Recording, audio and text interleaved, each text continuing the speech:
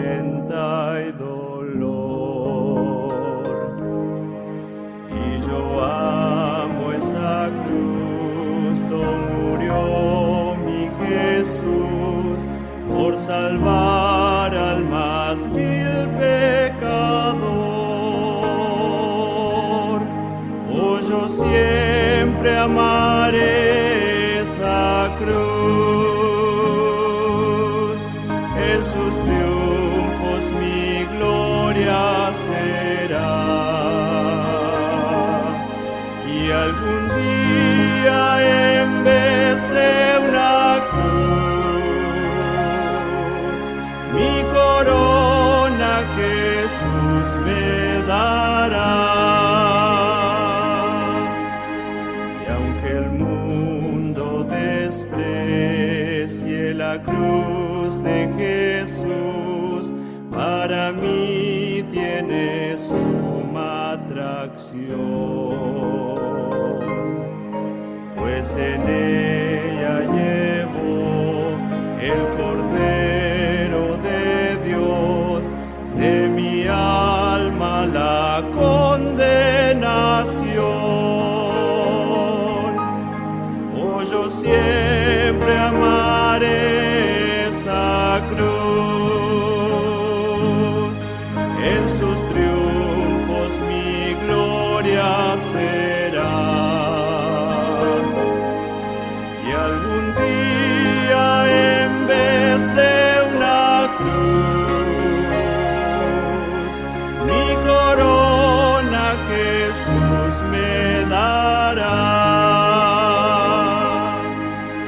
En la cruz de Jesús, su sangre vertió, hermosura contemplo sin par, pues en ella triunfante a la muerte venció, y mi ser puede santificar.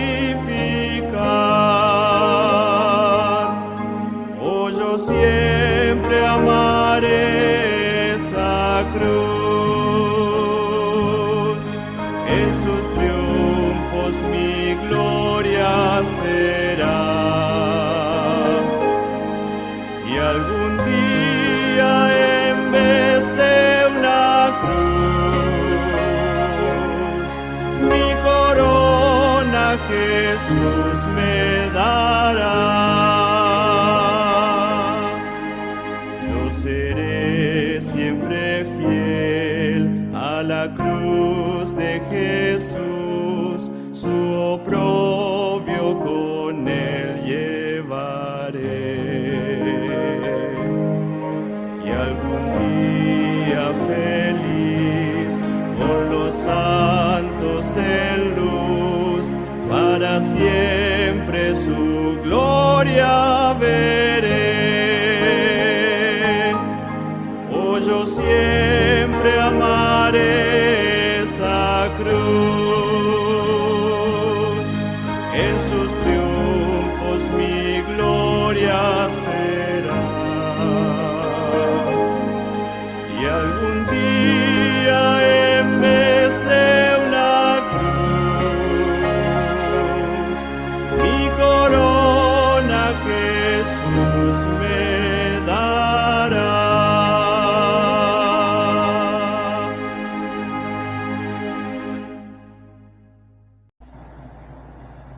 Bienvenidos a este segundo programa de Semana Mayor, donde conmemoramos la muerte de nuestro Señor Jesucristo.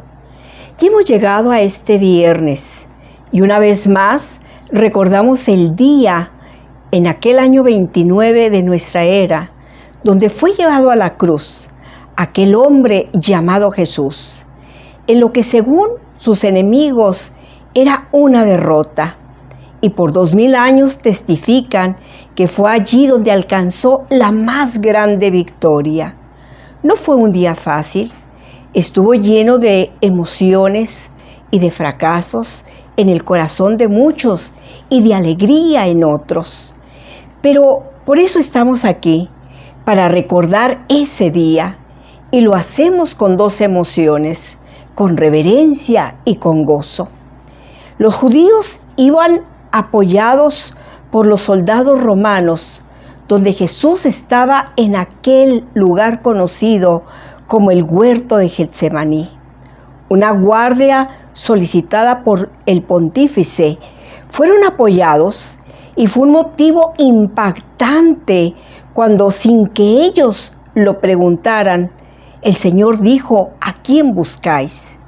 Y dijeron: a Jesús Nazareno. Y su respuesta fue firme y dijo: yo soy. Y luego se da un intento de una defensa armada, al parecer, por la única espada del grupo, la de Pedro. Y luego la huida de todos. Y a partir de allí es donde empieza la ruta del menosprecio. Y para compartir este mensaje, yo quiero dejar este lugar a nuestro pastor, nuestro hermano Natividad Ramos. Mi hermano.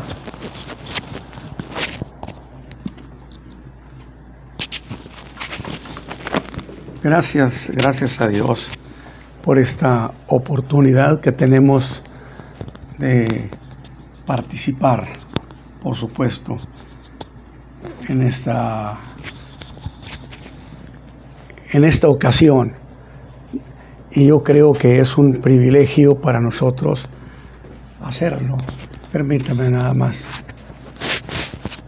Ay, gracias a Dios. Con todo eso, pero tenemos alegría porque podemos participar en este año 2020 de el memorial al Señor Jesús, en el que por muchos años y siglos los redimidos hemos recordado esta hazaña tan gloriosa del Hijo de Dios. Y efectivamente, esta mañana o esta ocasión vamos a participar con el Evangelio de Lucas, que voy a leer esa parte de la Escritura en el capítulo 23, desde el versículo 23, refiriéndose a los líderes religiosos y a la turba que había sido inducida precisamente hacia un rechazo al Señor Jesús. Que yo dije en el mensaje pasado, bueno, qué maravilloso, aunque duela mucho, pero qué bueno que lo rechazaron, porque si no lo hubieran rechazado, imagine usted, hipotéticamente dije, que tuvieran un rey, pero no tendrían un redentor, no tendrían un salvador, porque en el trono se reina, en la cruz se redime. Y gracias a Dios, porque entonces tanto judíos como gentiles tenemos el privilegio de acudir a alguien que puede salvarnos eternamente. Así que con esas cosas en el alma, yo leo la Escritura aquí en este pasaje de Lucas capítulo 23, versículo 23 al 29. Dice: mas ellos instaban a grandes voces, pidiendo que fuese crucificado, que era la muerte más indigna, más infame, atribuida solamente a los peores delincuentes de la sociedad. Y las voces de ellos y de los príncipes, de los sacerdotes, crecían. Entonces Pilato juzgó que se hiciese lo que ellos pedían, y le soltó a aquel que había sido echado en la cárcel por sedición y una muerte, al cual habían pedido, y entregó a Jesús a la voluntad de ellos. Yo quiero hacer la precisión que por supuesto que el mundo judío y el imperio romano participaron en esa muerte del Hijo de Dios, pero está bien porque es coincidente con el hecho de que Él haya muerto por todos, y no por solamente la causa judía, sino por la causa del mundo entero, representado en ese momento en el imperio romano. Dice: y llevándole, tomaron a un Simón Cireneo que venía del campo, y le pusieron encima la cruz para que le llevase tras Jesús. Y le seguía una grande multitud de pueblo. Y Lucas enfatiza, y de mujeres, las cuales le lloraban lamentando. Mas Jesús, vuelto a ellas, les dice: hijas de Jerusalén, no me lloréis a mí, mas llorad por vosotras mismas y por vuestros hijos. Porque aquí vendrán días en que irán bienaventuradas las estériles, y los vientres que no engendraron, y los pechos que no criaron. Entonces lamentarán, empezarán a decir a los montes: caed sobre nosotros. Allí voy a dejar la lectura, en este caso, de la Escritura en la cual nos estamos apoyando. Definitivamente es un gozo muy grande apoyarnos en lo que está escrito. Y bueno, en esta ocasión voy a hacer lo siguiente, que es, creo, algo hasta de mi costumbre como predicador, y que lo hice en el mensaje pasado. Es decir, siempre trato de darle un antecedente o un contexto, o bien pudiéramos decir la infraestructura del mensaje. Así lo hice en el caso pasado, cuando hablé sobre el Domingo de Ramos, donde yo enfaticé que no se instaló el reino, pues porque no había venido a instalar el reino, porque a veces pensamos en que en esos días había venido a instalar. No. Él vino a cumplirle a Abraham la promesa de que un hijo suyo sería bendición para la raza humana, para las familias de la tierra. Por consecuencia, si dijéramos que él no pudo instalar el reino, estaríamos acreditándole un fracaso. Pero el Señor Jesús jamás fracasa. Y si hubiera venido a eso, no hubiera habido nadie que pudiera haberlo detenido. Muy bien, pues ahora tenemos el caso del Señor Jesús, el día en que fue crucificado. Y decía nuestra hermana Adriana que ese día, un hombre llamado Jesús, yo quiero agregarle tantito, un hombre joven, en plenitud de facultades, en plenitud de fortaleza física, se entregó en la cruz del Calvario. Eso es muy interesante, porque quiere decir que Dios nos dio lo mejor que tenía. Maravilloso. Y yo lo he dicho también, he tenido varios hijos, pero no daría ninguno, me quisiera quedar con todos. El Padre, no teniendo más que uno, no lo regaló. Esto diríamos, pues debió amarnos mucho, definitivamente, y lo envió. Y entonces tenemos que el Señor Jesús, el crucificado, fue enviado por el Padre. Pero entonces tendríamos, dentro de esa infraestructura, pensar por qué tuvo que enviarlo.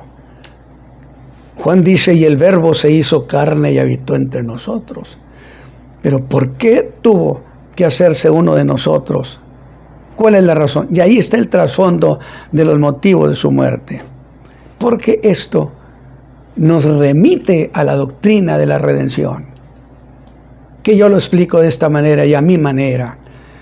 Es decir, el hombre ha pecado contra Dios.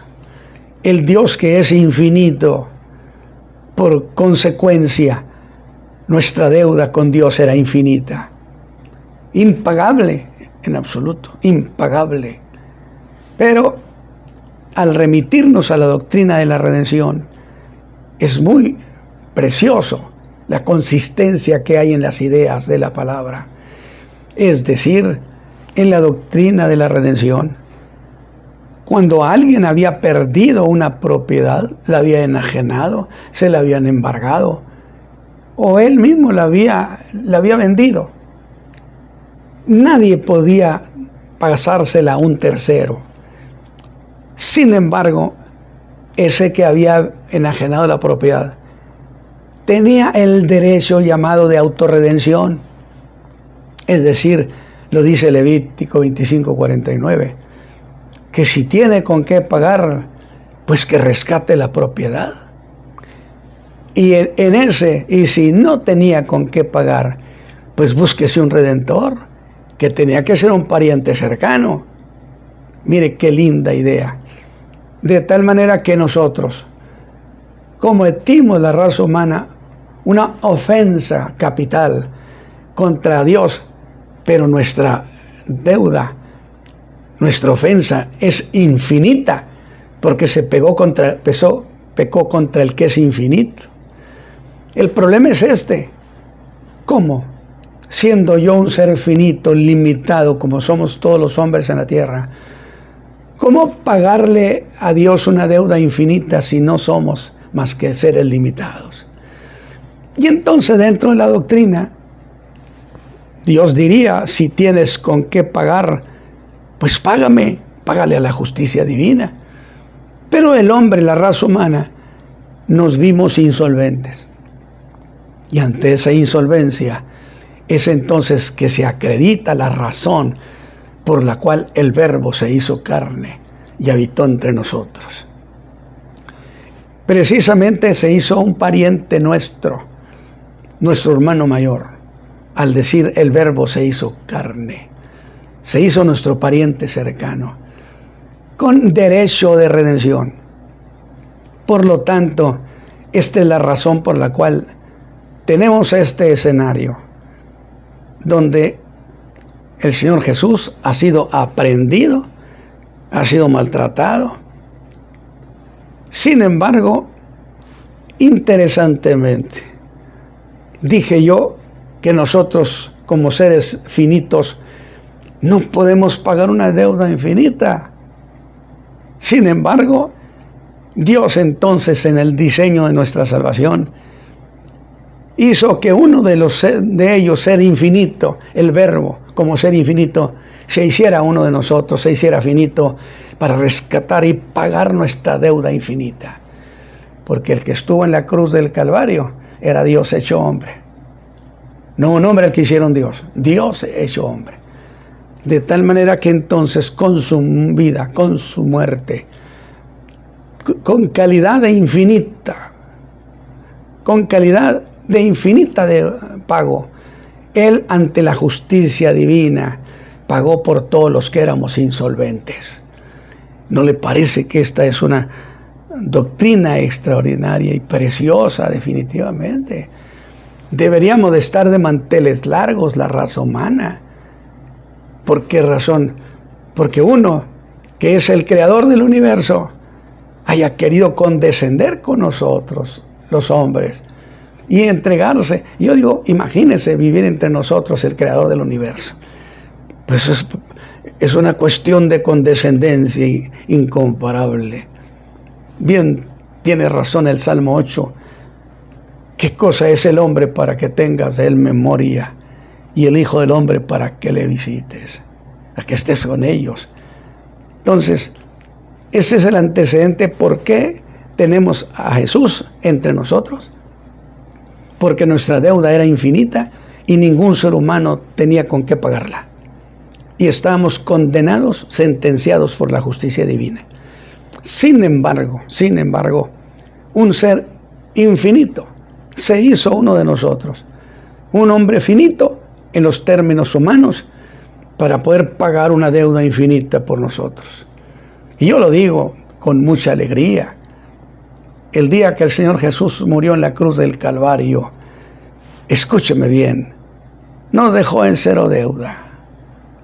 Y eso es para decirle gracias. Ahí donde usted esté, dígale gracias, Señor, porque yo no había pensado en esta situación.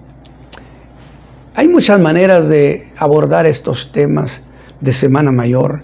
Algunos predican sobre una palabra cada día, otros predican sobre qué hizo cada día, otros predican estrictamente sobre el hecho histórico. Hay muchas maneras. Es infinita también la materia prima para hablar de este hecho glorioso. Sin embargo, yo voy a reducirme a ciertas cosas. Y en realidad, una de las cosas que se perfila de inmediato es el agotamiento, el cansancio, el maltrato. Definitivamente, De tal manera que tenemos a un Jesús a las 9 de la mañana, que es cuando Él es crucificado, a las 9 de la mañana.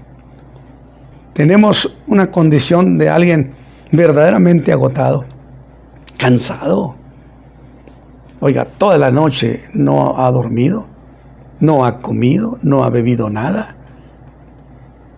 Los insultos estaban por mal por mayor. Y entonces, a eso del día en que lo llevaron a crucificar, su agotamiento era el máximo.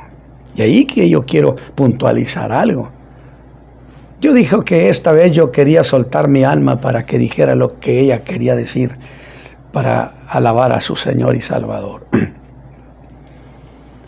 En el caso, por ejemplo, de la tentación en el desierto, usted encuentra que por 40 días ayunó, día y noche, y consecuentemente también 40 días lo tentaban. Algo así me parece como no lo dejaban ni dormir. De tal manera que iban minando su estado de ánimo, su resistencia. Y el día 40 de su vida, indiscutiblemente Jesús estaba agotado a tope. Y cuando hay un agotamiento anímico, se desploma también la fuerza de voluntad. Y entonces el diablo pensó que estando Jesús en esas condiciones anímicas, sería presa fácil. Sin embargo, a mí me alegra decir, porque toda esta ruta es una ruta del agotamiento absoluto. Me alegra entonces decir que a pesar de que Cristo estaba en su estado mínimo, anímicamente hablando, sin embargo venció a Satán en toda línea. Oiga, y si estando en su estado anímico más bajo, venció a Satán, ¿qué no será en su potencia y en su gloria? Bueno, esto lo estoy trasladando precisamente al estado anímico que se empezó a crear desde el Getsemaní, donde Satán presionó, y quizá a veces no se lo menciona así, pero es mi entendimiento. Es decir, fue un ataque superior al del monte de la tentación, a grado tal que presionó sobre el estado anímico y el entendimiento del Señor Jesús, que lo hizo sentir que se moría. Mi alma está angustiada hasta la muerte. Y sin duda quería que Jesús pidiera alternativa. Y lo hizo el Señor Jesús. Padre, si es posible que pase de mí esta copa, pero no como yo quiero, sino como tú. Y fue llevado a un estado de agotamiento esa noche. Y en la mañana estaba absolutamente cansado. Lo habían, decía yo, que en un acto de desprecio lo escupieron. Y con la caña, una caña que simulaba el cetro de un rey, lo golpearon. Por lo tanto, déjeme decirle, Pilato no es inocente, porque los soldados estaban bajo su mando y él pudo ordenar que el no maltrato. Sí, es cierto, no es inocente Pilato, pero usted y yo tampoco lo somos, porque está escrito que fue herido por nuestras rebeliones, que el castigo de nuestra paz fue sobre él, y por su llaga fuimos nosotros curados.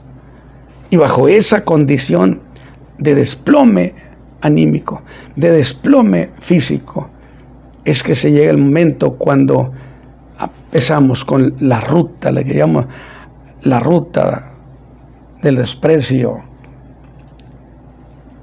Y algunos escritos antiguos decían que Jesús se había desmayado mientras cargaba esa cruz. Yo no sé si sería así un desmayo, pero no es nada difícil porque Jesús como hombre también sufría el agotamiento, porque ciertamente en él habitaba, dijo Pablo, la plenitud de la deidad corporalmente. Y en este caso no hay que pensar que Jesús estaba yendo a la cruz, estaba yendo como un ser divino. No estaba ni iba a ejercer su deidad para mitigar su sufrimiento. Se tenía entonces que atener estrictamente a ser como el hombre más desvalido. Porque mire una cosa, le digo, mire usted, es que este asunto de la crucifixión y de la muerte del Señor Jesús fue un asunto legal, porque nuestro pecado es un asunto legal. La justicia divina estaba encima de nosotros y es un asunto legal. Por consecuencia, nuestra salvación tiene que ser un asunto legal. ¿O no piensa usted de esa manera? De tal manera que ahora Él va, no ejerciendo el poder de la deidad, porque hubiera sido una especie de fraude. ¿Usted cree que Satán no hubiera gritado en el cielo que era un fraude el que estaba cometiendo?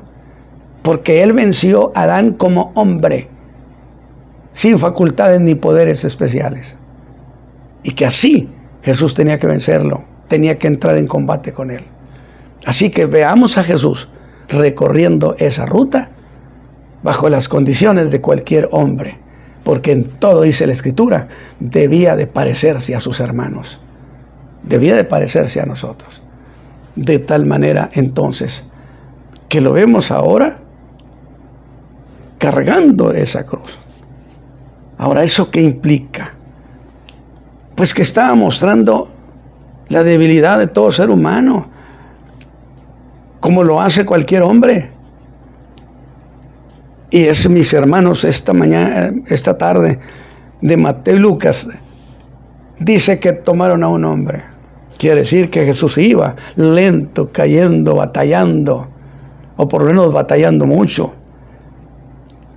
Sin embargo, se cruzó un hombre en aquella procesión.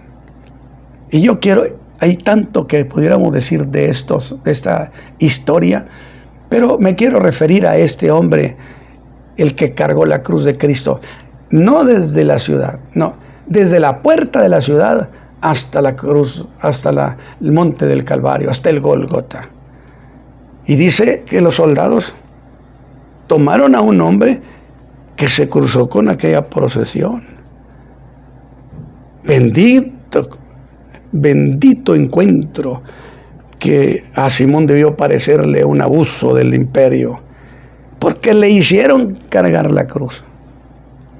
Pero yo digo una cosa, mira, Simón, vas un poquito enojado, indignado, porque estás tomando una cruz que dirías que no es tuya. Es cierto, la cruz no es tuya, pero los pecados sí son tuyos.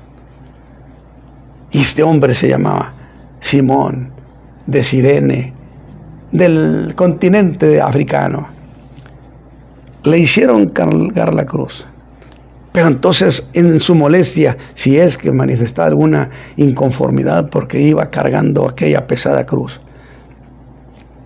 permítame entrar a esa historia, meterme en ella, hipotéticamente, por supuesto, y le diría yo, Simón, ¿qué es el peso de esta cruz frente al peso de tus pecados? ¿No le parece que es muy cierto? ¿Qué era el peso de esa cruz frente al peso de sus pecados? Dice Mateo que lo obligaron. No iba de voluntad, lo obligaron. Y obligaron que llevara aquella cruz. Es decir, le aplicaron la ley del servicio público del imperio, que podían ordenarle a un ciudadano que hiciera tal o cual cosa. Y lógico, sabemos, mis hermanos, que lo que es obligado, pues no es voluntario. Y para Dios la materia prima con la que trabaja con los hombres es con la buena voluntad. Definitivamente. Pero hasta pienso, veo yo a Simón de Cirene, intentaría negarle a aquel agonizante profeta la ayuda que ese profeta jamás había negado. No hay nada, la Escritura no menciona nada. Nadie sabía o nada sabía de que dentro de pocas horas en esa cruz, sus pecados iban a ser cargados por ese que ya no podía cargar la cruz. Por cierto, a mí quiero decirle, qué pena que algunas iglesias dicen que celebrar estos cultos en Semana Mayor es tradicionalismo, cuando que el Señor Jesús lo dijo la noche que fue entregado en la cena de Pascua. Dijo: haced esto en memoria de mí hasta que venga. Y ese hasta es límite de tiempo. Cuando ya el Señor venga por nosotros, venga por la iglesia, ya no celebraremos la Pascua. Pero, ¿quién era ese hombre? Definitivamente, ¿quién era ese hombre? Lo menciono por una razón particular, porque son detalles que se quedan ahí escondidos en un rincón de la historia, y no le ponemos atención a este Simón, que yo no le encuentro que siquiera quisiera o manifestara compasión por aquel que iba a ser crucificado. Pero pues no es problema si el mismo Padre lo iba a abandonar. ¿Quién era ese hombre? Es importante. Yo digo que no lo es. Pero entonces voy con Marcos y le dice si esta historia no es importante.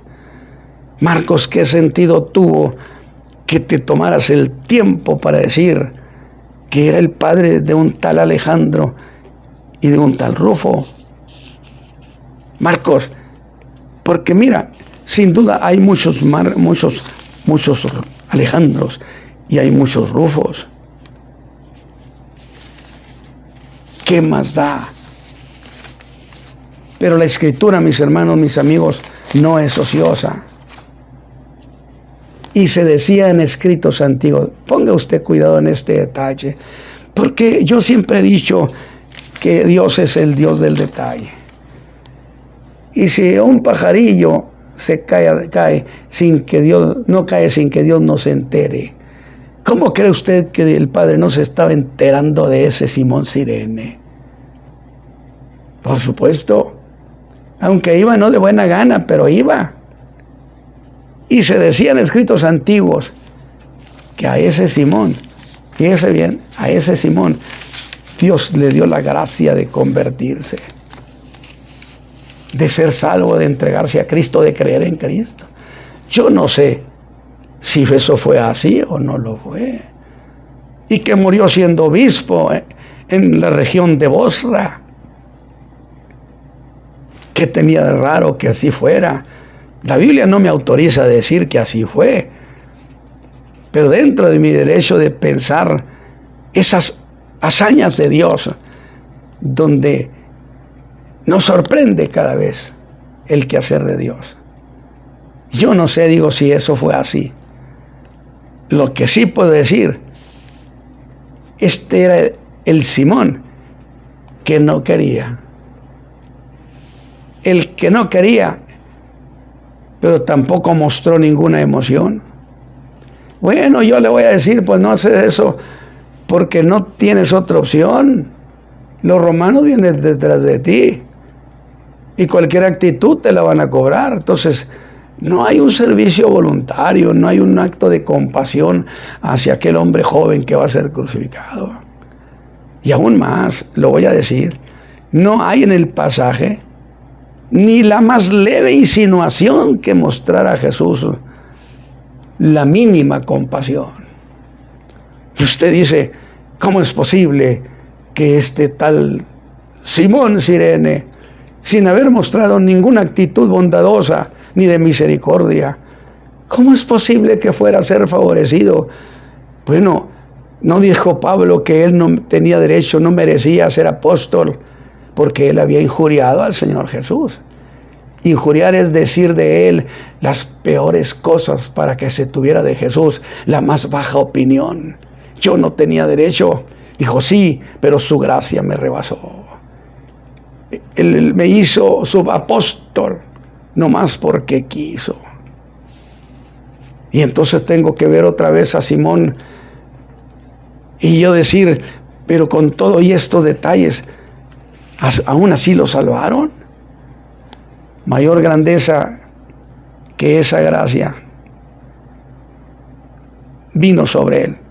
Pero de nuevo quiero regresar tantito para que usted lo disfrute también. Entonces, ¿por qué Marcos tuvo que escribir para la historia? Y no dice que tenía 2 hijos, este hombre Simón Cirene, y que se llamaban Alejandro y que se llamaba Rufo. Yo decía, ¿y cuál era el problema? Podrían, pero aquí hay un detalle que también es especulación mía, pero tengo el derecho de ver posibilidades. Podrían aquel Alejandro y aquel Rufo, de los que Pablo dice que eran colaboradores suyos después en los viajes misioneros. Oiga, qué maravilla, ¿no? Qué maravilla, qué premio tan maravilloso sería. ¿Y por qué no? Aunque a veces no es propio decirlo, pero sería como decir, Dios nunca se da por mal servido. Y aquel Simón Cirene, qué sé yo, las emociones que embargaban su alma. Pero conociendo lo que es la gracia de Jesucristo, el absoluto perdón de Dios, el amor de Dios, no me sorprende que tome decisiones soberanas. ¿Y qué? Que si Dios quiso mostrar en aquella familia su misericordia y decidió regalarle la salvación, pues bien sea, y merece una gloria y una manifestación de aplausos al Hijo de Dios y al Padre que nos regaló semejante historia. Y si fue así, voy a decir, Simón, qué afortunado fuiste de encontrarte aquella procesión. Pero conociendo que la providencia de Dios y conociendo que todas las cosas son conocidas por el Padre, no tengo más que decir, el Padre hizo que pasara por ahí. Al mismo tiempo. Y no podemos decir que encontró a Cristo, sino que Cristo lo encontró en su ruta. Así que han llegado al monte del Calvario. Esa ruta es una ruta de dolor, de bajezas, de insultos, de vituperios, de burlas. Pero dice la Escritura que menospreció la vergüenza, porque se le ofreció gozo.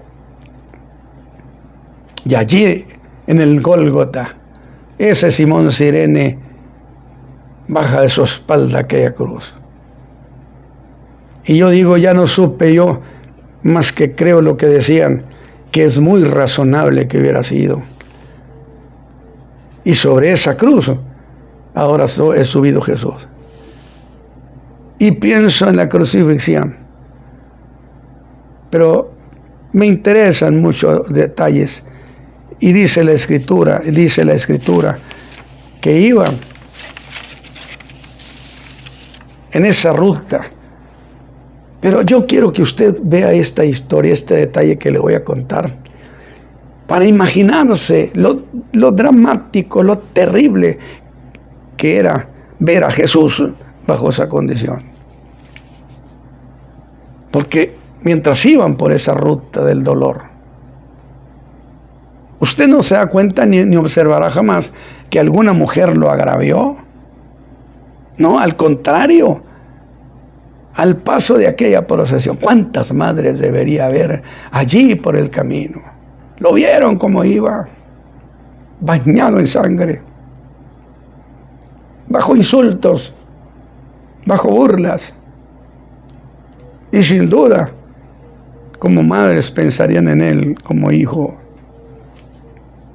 Y cuando pasa junto a donde estaban ellas, ese grupo de mujeres, estas lo consideraban motivo de pena, tanto que dice Lucas, que las mujeres de Jerusalén estallaron en llanto, estallaron en lamento. Y hace tiempo, como predicador, yo quise ver qué vieron ellas, esas mujeres, para que las vea usted esta mañana. y quise entender el contenido de ese llorar y de ese lamentar. Y fui al griego, que siempre me ha ayudado y a veces no me puede ayudar, pero como quiera me ha ayudado muchas veces para entender. Fui al griego para entender esa expresión de llorar y lamentar. El llorar de este pasaje, me diría el griego, fíjese bien, que significa ser cortados en pedazos o hacerse pedazos.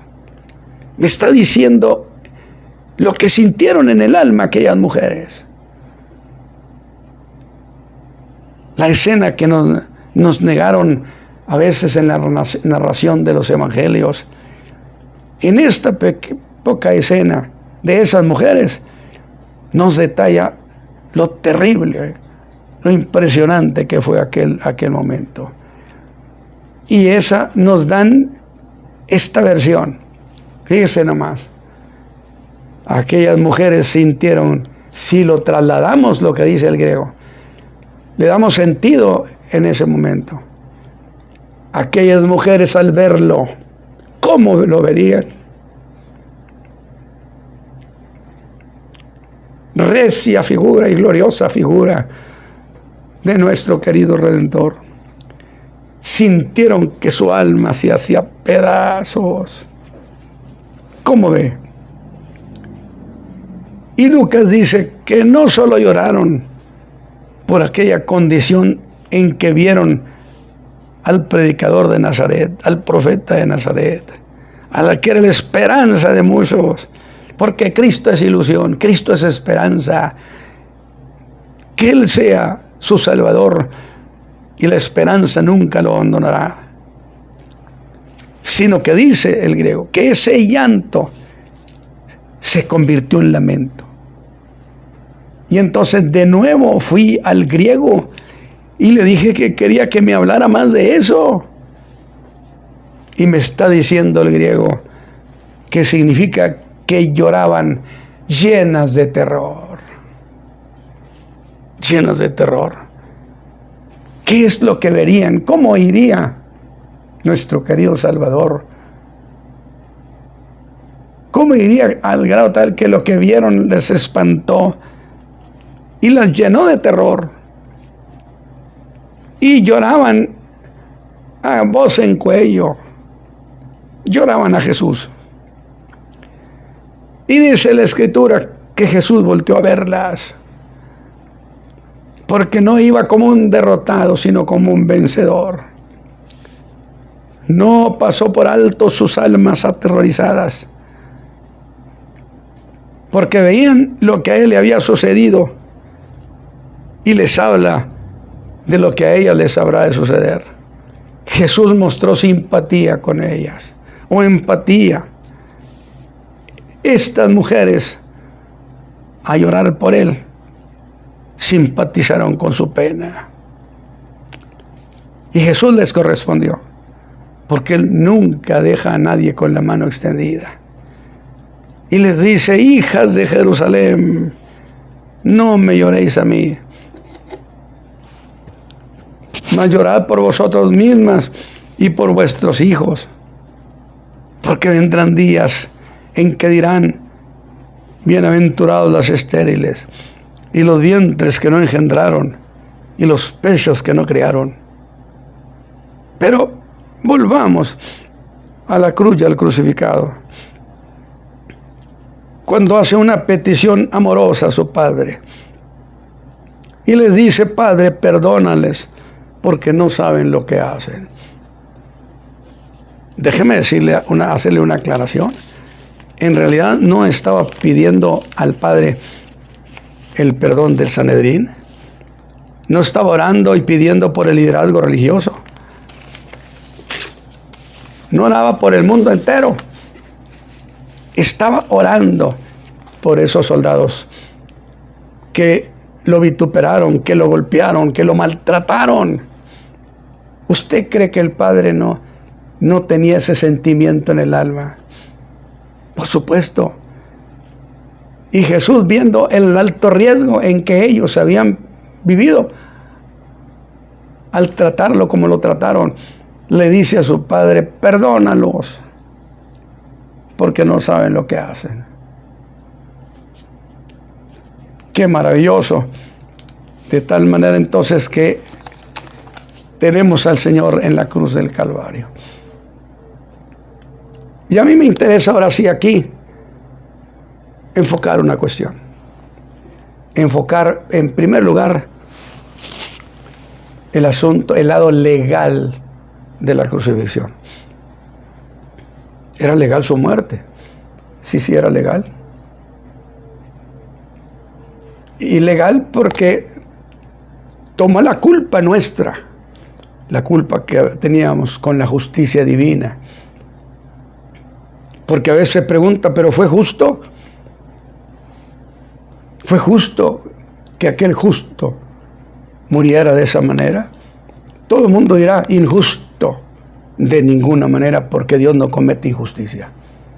Y la justicia de Dios no se basa en hacer justicia cometiendo injusticia. Es decir, Jesús en realidad, al tomar los pecados del mundo, tomó nuestras culpas. Y yo siempre he dicho, imagínese usted que la justicia divina voltea a ver a Jesús cargando el cúmulo de pecados de toda la raza humana, de los peores, y la justicia voltearía a verlo y le diría: nunca he visto un hombre tan pecador como tú. Y voltearía a vernos a nosotros y nos diría: nunca he visto hombres tan justos como ustedes, porque Él llevó nuestros pecados. Quiero mencionar este punto que es muy importante: el lado legal. No olvide que Satán venció a Adán como hombre, sin ningún poder para poder hacer defensa, de omnisciencia, de omnisabiduría, todo eso. Adán no lo tenía a su alcance. Y si Cristo iba a derrotarlo, a vencerlo, o iba a enfrentarse a Satán, tenía que hacerlo sin ejercer su deidad, porque hubiera sido un fraude. Porque exigía que entonces que nuestra salvación fuera un asunto legal. Y aquí es donde quiero decir lo siguiente. A mí me fascina, y eran ya casi las 3 de la tarde. Y me gusta decirlo de esa manera, ya casi las 3 de la tarde. A esas alturas del día, Satán sentía que el golpe ya venía cayendo sobre su cabeza. E indujo, por así decirlo, a los líderes religiosos, a la gente: díganle que si es hijo de Dios, que se baje de la cruz y vamos a creer en Él. Lo que pasa es que esas horas, yo lo digo a mi manera, no lo busque en la Biblia, lo digo a mi manera. A esas horas el diablo ya se frotaba las manos, se tronaba los dedos, y ahora quería que Jesús se bajara de la cruz, que no ejerciera la redención. Porque si Jesús hubiera utilizado su poder para mitigar su dolor ahí en la cruz, el diablo hubiera gritado en el cielo: ¡fraude! ¡Fraude! Porque Él ejerció su divinidad para poder sobrevivir a esta pena. Pero Jesús lo venció como hombre. Ni siquiera aceptó que le dieran una droga para mitigar sus dolores. Él dijo que quería probar hasta la última gota, y lo estaba haciendo. Así que eran casi las 3 de la tarde, y el diablo andaba desesperado. Quería que Jesús se bajara de la cruz. Y la gente le decía: baja de la cruz, baja de la cruz. Pero no se bajó. Y llegó a las 3 de la tarde, llegó un momento cuando se oyó una exclamación hermosísima: consumado está, alabado sea Dios, está hecha la obra. De tal manera que lo había vencido legalmente como hombre, no como Dios. Por consecuencia, el perdón que a usted le dio el Señor y el que me dio a mí es legal. Y no hay nadie que pueda echarlo por tierra. ¿Qué nos apartará del amor de Dios que es en Cristo Jesús? Así que, pero yo quiero que usted piense lo siguiente. Hay un pasaje que viene en Colosenses 2:15, donde dice que los puso en vergüenza pública. Y quiero cerrar este mensaje con esta idea. ¿Usted cree que ese día de la crucifixión Satán no andaba por allí? Por supuesto, debió estar allí para ver qué sucedía, observar las palabras de Cristo, los actos, si pedían clemencia, si pedía misericordia, si pedía al Padre que lo dejara. A grado tal, yo le voy a decir algo. La Biblia enseña en Hebreos que el Espíritu Santo llevó a Cristo al sacrificio, porque dice, por el Espíritu Eterno se ofreció. El Espíritu Santo lo llevó porque era el que fue su tutor todo el ministerio, y se retiró y bajó perfil. El Padre no se acercó a él. Y el Señor Jesús clamaba profundamente, decía yo, otros han clamado a ti y les has oído, a mí no me oyes porque soy gusano. O sea, una verdadera pena que sentía el Señor. Y allí se hizo una gran batalla con consecuencias legales. Dice que puso en vergüenza pública las potestades. A ver, déjeme, ya con esto voy a terminar esta idea. Piense lo siguiente. ¿Usted cree, quién se imagina que estaban sobre los aires? Estaba poblado de demonios, de potestades de las tinieblas, observando aquel suceso. Satán estaba allí, pero no solamente estaban ellos, debieron estar los ángeles de Dios poblando esa región, viendo a estos combatientes. Y cuando Jesús dijo, consumado está, terminada está la obra, entonces Satán recibió el golpe de muerte, porque Cristo se metió a territorio enemigo como hombre, y como hombre venció al capitán de ese territorio y nos rescató a nosotros. De tal manera, oiga, pero ¿cómo los puso en vergüenza pública? Bueno, porque los demonios y Satán habían dicho muchas cosas, sin duda. Reclamaban reino, reclamaban ser todos poderosos. Sin embargo, cuando Cristo los vence, los puso en vergüenza sin duda ante los ángeles de Dios. Millones y millones de ángeles, déjeme especular, millones y millones de ángeles debieron aplaudir y glorificar a Dios por la victoria que su Señor acaba de obtener. Así que esta mañana, o esta ocasión, yo le ruego que usted piense en esas cosas que le he mencionado. Si usted quiere un poco distinto, ir un poco salteando, sí, pero así quería mi alma, para decirle, mire lo que pasó con este Sirene, mire lo que pasó con esas mujeres, y mire lo que pasó con Jesús aquí en la cruz del Calvario, de tal manera que allí obtuvo eterna redención. Si usted le invoca a Él, el perdón que le otorgue es un perdón que vale la eternidad. Es un perdón que no puede ser anulado, porque Jesús legalmente venció en la cruz. Legalmente le entregó a la justicia divina la suma de nuestro pecado, el precio de nuestro pecado, y la justicia divina se dio por satisfecha. Por eso dije hace un momento, cuando Jesús muere, nos dejó en cero deuda. Yo quiero que piense en este mensaje, en estas palabras, y allí donde está, si usted ha apreciado lo que hemos estado diciendo, y que el Espíritu de Dios trabaje en su alma, dígale, Señor, yo creo en ti. Si confesares al Señor Jesús y creyeres en tu corazón que Dios le levantó a los muertos, serás salvo. Si usted creyere que Jesús pagó sus pecados en la cruz del Calvario y le pide entonces perdón de sus pecados, usted lo va a conseguir. Déjeme orar. Padre eterno, te ruego esta mañana que esta palabra que ha sido presentada signifique en el corazón de quien nos oye, implique un convencimiento para decir: Padre, perdóname en el nombre de tu Santo Hijo. No fue una historia tomada de las fábulas, sino un hecho real. Ahora yo te ruego, dígale: te ruego, Padre, que cambies mi vida.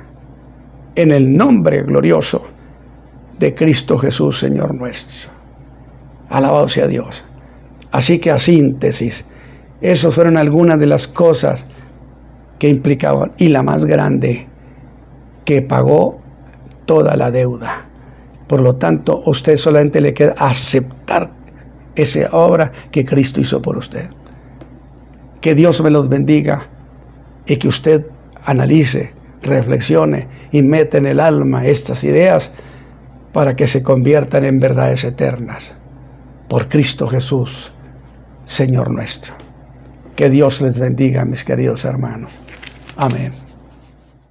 Oh, yo siempre amaré esa cruz.